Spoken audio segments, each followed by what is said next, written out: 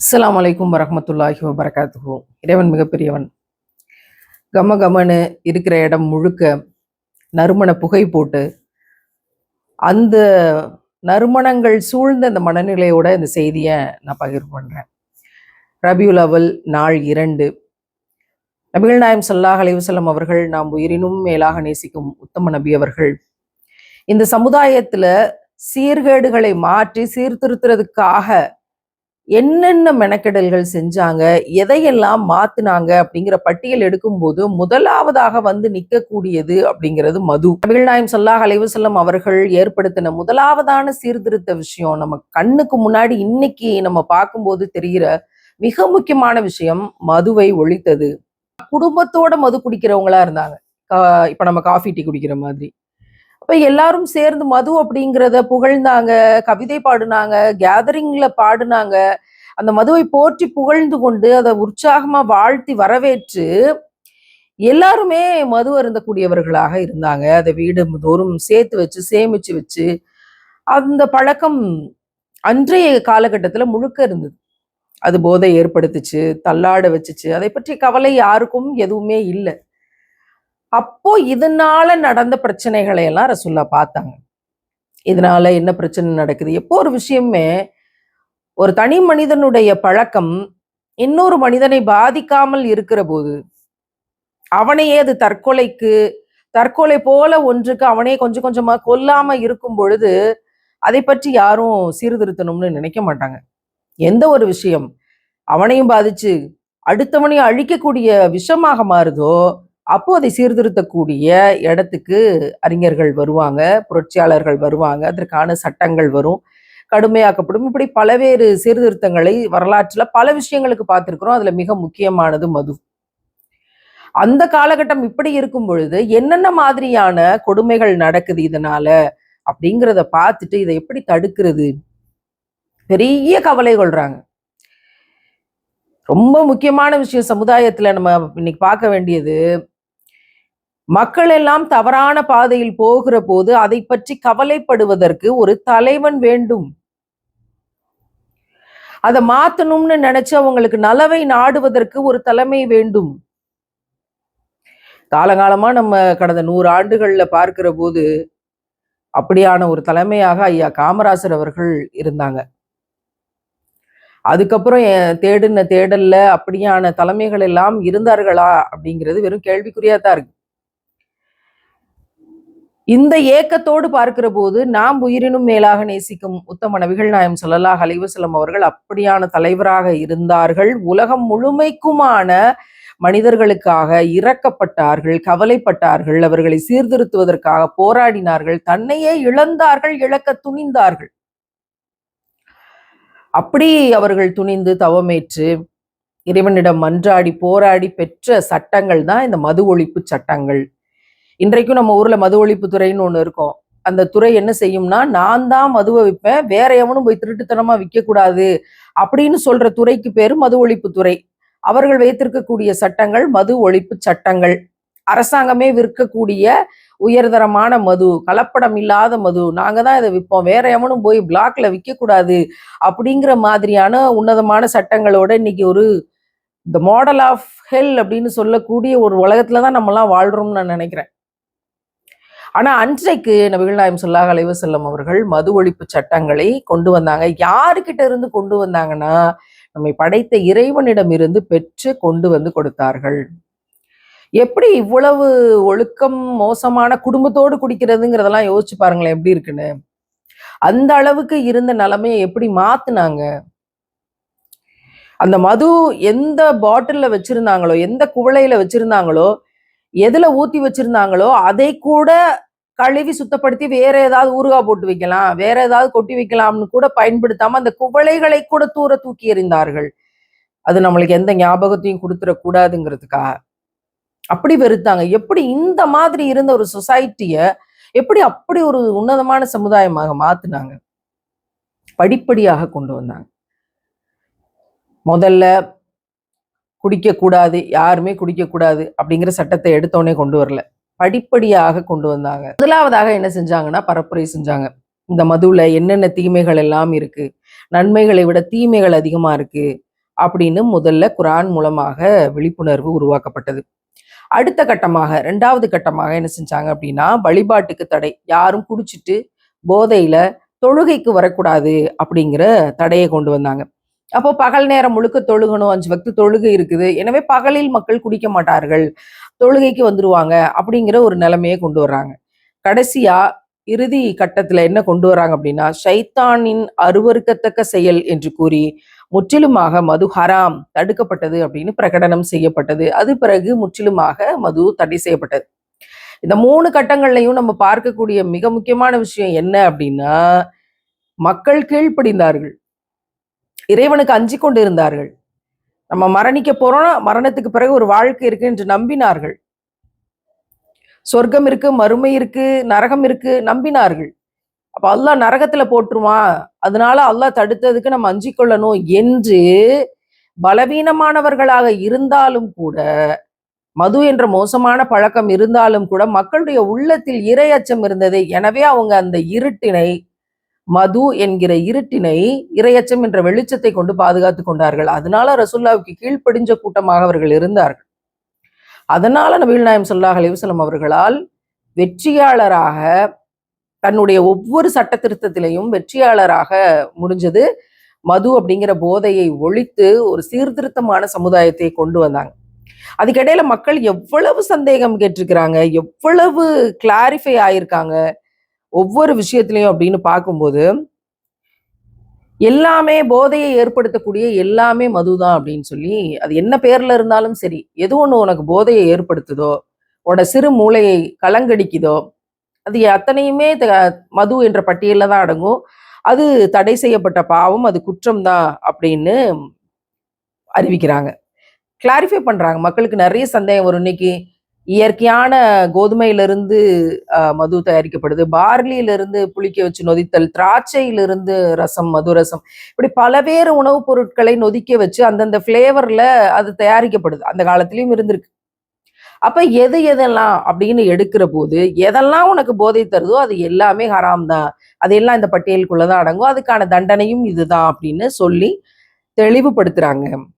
அதே மாதிரி கேட்கப்படுது, அல்லாஹ்வின் தூதரே, எங்களுடைய நாட்டில் பார்லியிலிருந்து குடிப்பதற்காக ஒரு பானம் தயார் செய்யப்படுது, அதுக்கு பேர் அல் மிஸ்ர், என்ன செய்யலாம் அப்படின்னு கேட்கும்போது, அது அல் மிஸ்ரா இருந்தாலும் சரி, தேனிலிருந்து தயாரிக்கப்பட்ட அல் மித்ரா இருந்தாலும் சரி, எந்த இடத்தில் அது போதையை ஏற்படுத்துகிறதோ அது ஹராம், அது தடுக்கப்பட்டது அப்படின்னு சொல்லி முடிக்கிறாங்க.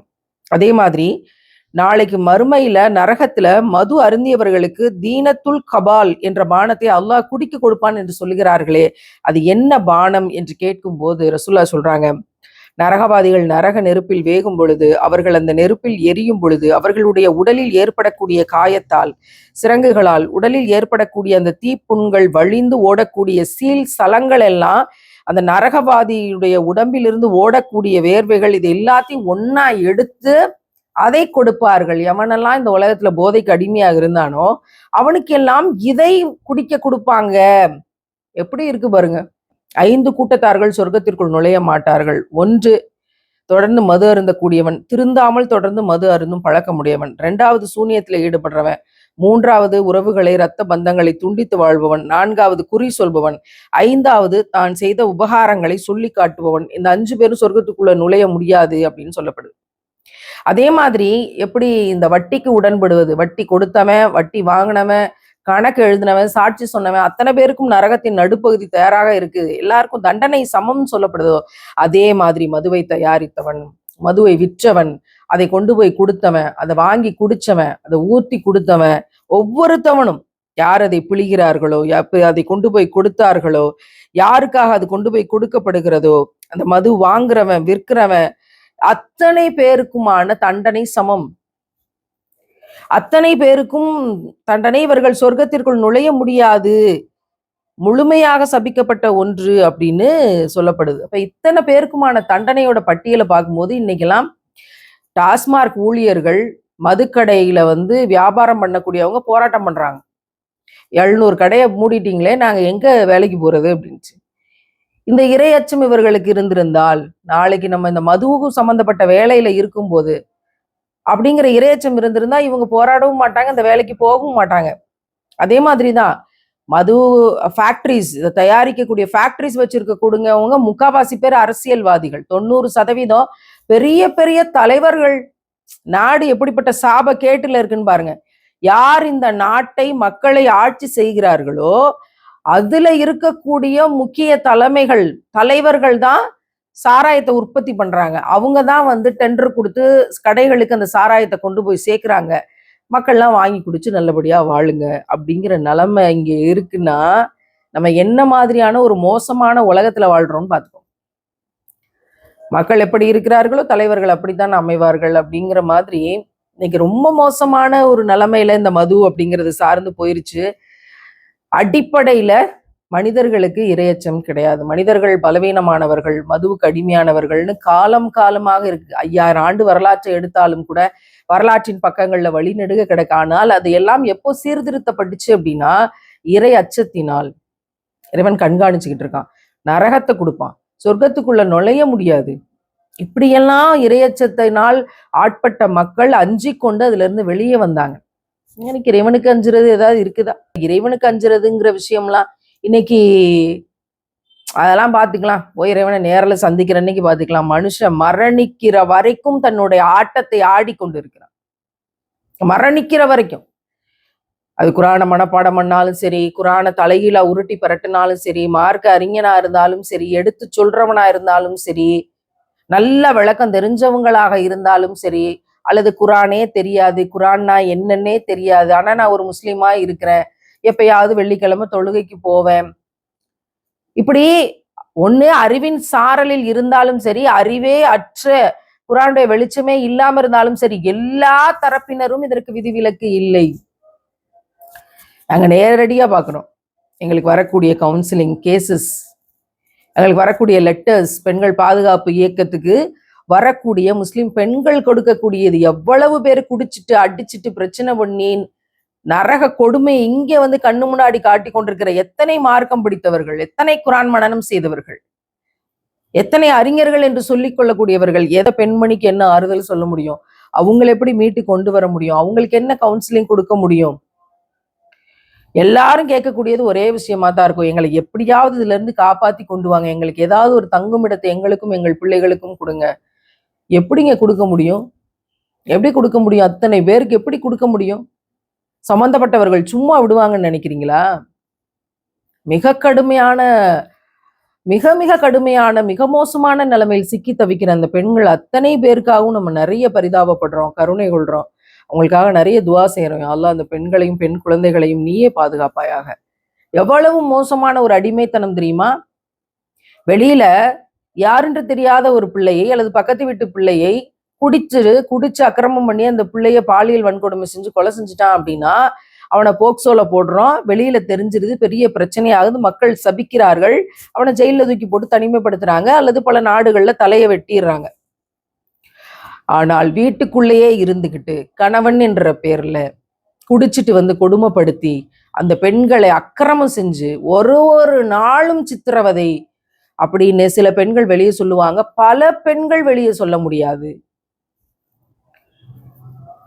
டே நீ படிக்கல, உனக்கு ஒண்ணும் தெரியாது, ஏன்டா இப்படி பண்ற அப்படிங்கிற கேள்வியினுடைய அடர்த்தியை விட எல்லாம் படிச்சு எல்லாம் மனப்பாடம் பண்ணி எல்லாம் தெரிஞ்சு இப்படி அயோக்கியத்தனம் பண்றியடா, நீ எல்லாம் என்ன கதிக்கு ஆளாவங்கிற கேள்வியின் அடர்த்தி மிக அதிகமானது. அப்ப எங்க இருந்து இரையச்சத்தை வந்து இங்க கொண்டு போய் எப்படி நடக்கும்? இரையச்சம் இல்லாத ஒரு சமூகம் எவ்வளவு மோசமா இருக்கும் அப்படிங்கிறதுக்கு பாதிக்கு பாதி எக்ஸாம்பிள் இன்னைக்கு நாங்க பாக்குறோம். பாதிக்கு பாதி எக்ஸாம்பிள் எடுத்து சொன்னா அவங்க திருப்ப நமக்கு சொல்லக்கூடியது என்ன தெரியுமா? நான் வந்து அல்லாவுக்காச்சு எனக்காச்சு, நீ குறுக்கல வராத. இந்த பதிலை எல்லாரும் ரெடிமேடா வச்சிருக்கிறாங்க. அது எந்த சீர்கேடா இருந்தாலும் சரி, இந்த பதிலை எல்லாம் ரெடிமேடா வச்சிருக்கிறாங்க. இந்த மாதிரி மிக மோசமான ஒரு நிலைமையில வாழ தொடங்கியிருக்கோம். பாதிக்கு பாதி மோசமாயிருச்சு. நான் இஸ்லாத்துக்கு வரும்போது முஸ்லிம்கள்லாம் குடிக்க மாட்டாங்க அப்படின்னு தான் நினைச்சிருந்தேன். ஏன்னா நான் படிச்சிருந்த விஷயங்கள் எப்படி, நான் படிச்ச புத்தகங்கள் எப்படி, நான் படிச்ச சகாபாக்களுடைய வாழ்வியல் எப்படி, நான் இங்க உள்ள வந்து பார்க்கும்போது சாதாரணமா சிகரெட் பிடிக்கிற முஸ்லிம்கள், சாதாரணமாக குடிக்கக்கூடிய முஸ்லிம்கள் அப்படிங்கிறத ரொம்ப சர்வ சாதாரணமா பார்த்தேன். அப்போ என்ன தெரிந்து வைத்திருக்கிறார்கள்? 5 வக்து நல்லா தொழுகை தான் செய்யறாங்க. எல்லாம் தெரியும். தெரியாதுங்கிறது ஒண்ணு கூட கிடையாது. என்ன காரணம் அடிப்படையில இரையச்சம் கிடையாது. நமக்கு மறுமை என்ற ஒன்று இருக்கு, அல்லாஹ்க்கு பதில் சொல்லணுமேங்கிற உணர்வெல்லாம் கிடையாது. அந்த உணர்வை எது மிஞ்சிருதுன்னா நஃப்ஸ் மிஞ்சிருது, மன இச்சை மிஞ்சிருது, உடல் இச்சை மிஞ்சிருது. அப்ப அவர்கள் என்னவாகிறாங்க? இந்த உலகத்தை தேர்ந்தெடுத்து கொண்டவர்கள், தன்னோட நஃப்ஸுக்கு கட்டுப்படக்கூடியவர்கள், இம்மையை தேர்ந்தெடுத்து கொண்டவர்கள், தன்னுடைய இன்பத்தை தேர்ந்தெடுத்து கொண்டவர்கள். இப்ப தன்னுடைய இன்பத்துக்கு கட்டுப்பட்டு எப்படி வேணாலும் வாழலாம் அப்படின்னு இப்படி மதுவுக்கு அடிமையாகி வாழக்கூடியவர்கள், சிகரெட், புகைப்பழக்கம், கஞ்சா, பான்பராக்குன்னு இன்னைக்கு பட்டியல் மிக பெருசா போயிருக்கு. இந்த போதைக்கு அடிமையாக வாழக்கூடியவர்களுக்கு இறையச்சம், இறைவனை பற்றி எல்லாம் தெரிஞ்சும் அப்படி இருக்காங்கன்னா உள்ளத்தின் அடுக்குகளுக்குள்ள போகவே இல்லை. உள்ளத்தின் அடுக்குகளுக்குள்ள இரையச்சம் போகவே இல்லை. நபிகள் நாயகம் ஸல்லல்லாஹு அலைஹி வஸல்லம் அவர்கள் சொல்றாங்களே, இவர்கள் வாயளவில் ஈமான் கொண்டவர்கள், தொண்டையை தாண்டியவர்களுக்குள்ள ஈமான் போகவே இல்லை அப்படின்னு. அப்படிப்பட்ட கூட்டம் அதிகமாகி கொண்டிருக்கிறது. செய்ய வேண்டிய வேலை என்ன? நன்மையை விதைப்பதும் தீமையை தடுப்பதும் ஒவ்வொரு தாயும் தன்னுடைய வீட்டில் தன்னுடைய பிள்ளைகளுக்கு எடுத்து சொல்லி ஆக வேண்டும். குறிப்பா ஆண் பிள்ளைகளுக்கு சின்ன வயசுல இருந்து சொல்லி வளர்த்தணும். சின்ன வயசுல இருந்து அதை பிராக்டிஸ் பண்ணணும். பசுமரத்தாணி போல நீங்க உங்க பிள்ளைகளை வளர்க்கும் போது சீரியல் பார்த்துக்கிட்டு, வெளியே புறம் பேசிக்கிட்டு, பணத்தை தேடி ஓடிக்கிட்டு, வீட்டு பிரச்சனையில மூழ்கிட்டு, கணவனோட பஞ்சாயத்துல இருந்துட்டு, கடைசியில் அந்த பிள்ளைகள் வளர்ந்த பிறகு நம்ம திருத்துறது ரொம்ப கஷ்டம். பசுமரத்தாணி போல ஒரு பசுமையான மரம் இருக்கு, அதுல ஆணி அடிச்சா ஈஸியா அடிச்சிடலாம், காஞ்ச மரத்துல அடிக்க முடியாது. முன்னோர்கள் இந்த உதாரணத்தை மிக தெளிவா சொல்லி கொடுத்துட்டு போயிருக்காங்க. பசுமரத்தாணி போல உங்க சின்ன பிள்ளைகள்ல இருந்தே நீங்க வளர்த்து, அது தாயினுடைய மிகப்பெரிய பொறுப்பு. அதனாலதான் தாயின் காலடியில் சொர்க்கம் கிடைக்குன்னு சொல்லப்பட்டுச்சு. சாதாரணம் கிடையாது. ஆனா இன்னைக்கு ஆண் பிள்ளைகளுக்கு எடுத்து சொல்லுங்கன்னு சொல்றோம். இந்த வார செய்தி, கன்னியாகுமரி தக்கலை அரசு பள்ளியில பெண் பிள்ளைகள் எல்லாம் மது அருந்தினார்கள்னு ஒரு 3 பிள்ளைகள் கையில பாட்டில வச்சுக்கிட்டு சாப்பிடுற, டேபிள் பெஞ்சை போட்டு உட்காந்துக்கிட்டு சாப்பிடுற, நின்றுட்டு குடிக்கிற வீடியோ வைரலாகி வெளியாயிருச்சு. சம்பந்தப்பட்ட தலைமை ஆசிரியர், இது நாங்க பள்ளிக்கூடத்துல குடிக்கல, வீட்டுல தான் குடிச்சோம்னு பொய்யா எழுதி வாங்கி அவர்கள் மேலையும் நடவடிக்கை எடுக்கப்பட்டிருக்குங்கிற செய்தி வெளியாகுது. ஆசிரியர்கள் பொய் சொல்ல தயாராக இருக்கிறார்கள், மாணவிகள் மது அருந்த தயாராக இருக்கிறார்கள், 2 பேரும் பெண்ணினத்தை சேர்ந்தவர்கள்ங்கிறது இங்க எவ்வளவு பெரிய சோதனைன்னு பாத்தீங்களா? என்ன இந்த சமுதாயத்தை எப்படி கொண்டு போறது? டேய், பசங்கள்லாம் குடிக்காதீங்கடான்னு சொல்லிக்கிட்டு இருக்கும்போது பொம்பளை பிள்ளைகள் இங்க குடிக்க ஆரம்பிக்கிறதெல்லாம், நான் மட்டும் என்ன சளைச்சவளா, நானும் குடிப்பேன் அப்படின்னு வரக்கூடிய நிலைமை. சமத்துவத்தை எதுல காட்டுறது? என்ன சமத்துவத்தினுடைய பேணுதலை இங்க நம்ம விதைக்கிறது? இதையெல்லாம் பேசும்போது முற்போக்கு பேசக்கூடியவங்க வந்துடுறாங்க. அது அவங்கவுங்க உரிமை, அவங்க குடிப்பாங்க, எடுப்பாங்க, நீங்க யாருங்க கேட்கறதுக்கு, ஆணும் பெண்ணும் சரிக்கு சமானம் அப்படின்ட்டு வருவாங்க. இதையெல்லாம் தாண்டி இந்த நல்ல விஷயங்களை நம்ம விதைக்கணும். இந்த காணொளிகளை எல்லாம் உங்கள் பிள்ளைகளுக்கு போட்டு காட்டுங்க, பார்க்க சொல்லுங்க, நல்லோர்களுக்கு ஷேர் பண்ணுங்க, உங்கள் சம்பந்தப்பட்டவங்களுக்கு இதையெல்லாம் பகிருங்கள். மொத்தமே 83 பேர் பார்த்திருக்காங்க நேற்றுக்கு போட்ட காணொளியை.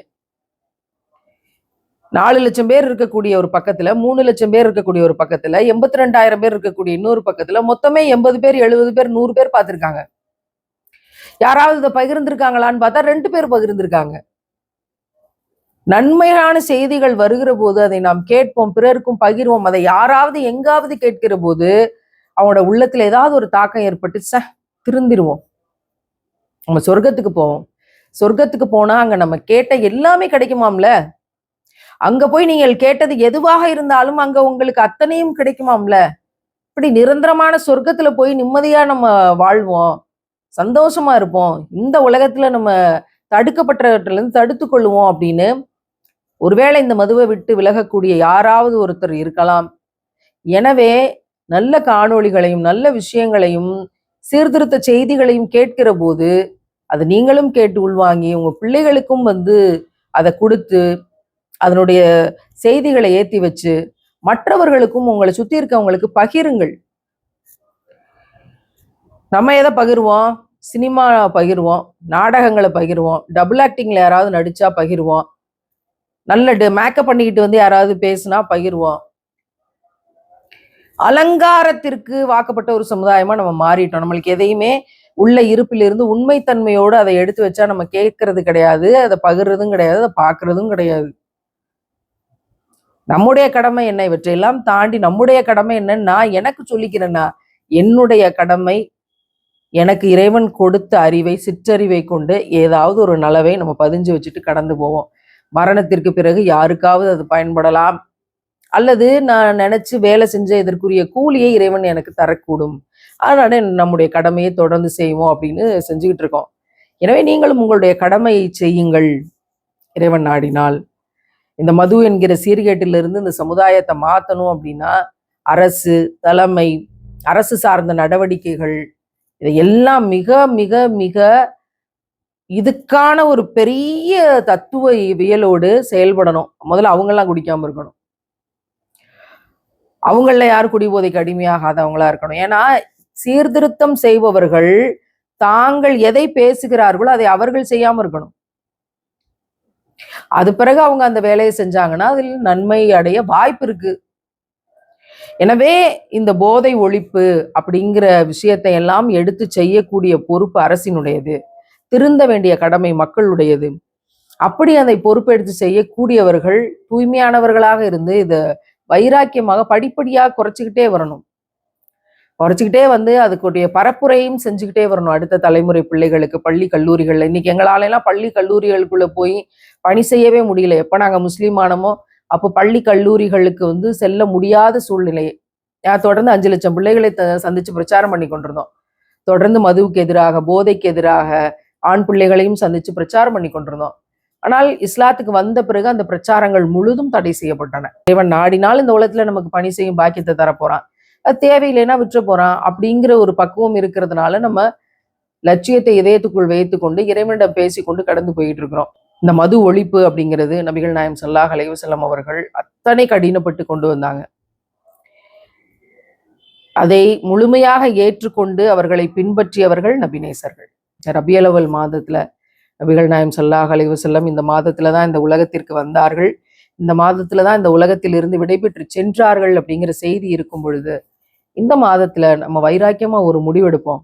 1, நான் மது அருந்த மாட்டேன். 2, மதுவை அருந்துபவர்களுக்கு நான் விழிப்புணர்வு பிரச்சாரம் செய்வேன். 3, அதை குறித்த பிரச்சாரத்தை மரணிக்கும் வரைக்கும் செய்வேன். 4, அதிலிருந்து வெளியே கொண்டு வர்றதுக்கு யாராவது 2 பேருக்காவது நான் உதவி செய்வேன்.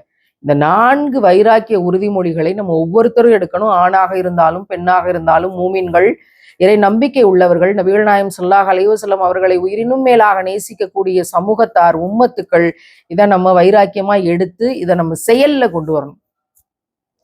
நான் எல்லாம் கேட்டுட்டேன், நான் எல்லாம் படிச்சுட்டேன், நான் எல்லாம் பேசிட்டேன், அது இல்லை, நான் முடிஞ்ச ஒரு ஷேர் பண்ணிட்டேன், அதுவும் இல்லை. பர்சனலா ஒவ்வொருத்தரும் இதற்கான செயல்களை கையில எடுக்கணும். சமுதாய செயல்கள்ல பங்கெடுக்கணும். ஏதாவது ஒரு வகையில பங்கெடுக்கணும். மரணிக்கிற வரைக்கும் பங்கெடுக்கணும். உறுதிமொழி எடுக்கணும். நம்மளால முடிஞ்ச மாற்றத்தை யாராவது ஒருத்தருக்கு செஞ்சுட்டு போனா கூட குர்ஆன் மிகப்பெரிய மோட்டிவேஷன் கொடுக்குது. நீங்கள் ஒரே ஒரு மனிதருக்கு உதவி செய்வீர்கள் என்றால் ஒட்டுமொத்த சமுதாயத்திற்கும் உதவி செய்ததற்கு சமம் திருக்குர்ஆன். அதன் மீது நம்பிக்கை கொண்டு முகமது நபிகள் நாயகம் ஸல்லல்லாஹு அலைஹி வஸல்லம் அவர்களின் மீது நாம் நேசம் கொண்டிருப்பது உண்மை என்றால் இந்த பணியை மரணிக்கும் வரைக்கும் ஏதாவது ஒரு சிறு துளியளவிலாவது பரப்புரை செய்வேன், இதற்காக வேலை செய்வேன், சமுதாயத்தை மீட்பதற்காக போராடுவேன் அப்படிங்கிற உறுதிமொழியை எடுத்தால் நாம் உண்மையிலேயே நபிநேசர்கள், நபிகள் நாயகம் ஸல்லல்லாஹு அலைஹி வஸல்லம் அவர்களை உயிரினும் மேலாக நேசிப்பவர்கள் அப்படிங்கிறது உண்மையாகலாம். இறைவன் நாடினால் நம்ம எல்லாரும் சேர்ந்து அந்த பணிகளை தொடர்ந்து செய்வோம். பெண்கள் பாதுகாப்பு இயக்கம் அந்த பணியை தொடர்ந்து செய்து கொண்டிருக்கிறது. இன்னும் தீவிரமாக இதற்கான விரிவான பிரச்சாரத்தை நாம் தொடர்ந்து முன்னெடுக்க இருக்கிறோம். நீங்க எல்லாரும் நம்மோடு சேர்ந்து பயணிக்க அன்போடு அழைக்கிறேன். மறுமையில நபிகள் நாயகம் ஸல்லல்லாஹு அலைஹி வஸல்லம் அவர்களோடு நம்முடைய சொர்க்கத்துக்கான நிரந்தர வாழ்க்கை அமைய இறைவன் உதவி செய்வானாக, அருள் செய்வானாக. அஸ்ஸலாமு அலைக்கும் வரஹ்மத்துல்லாஹி வபரகாத்துஹு.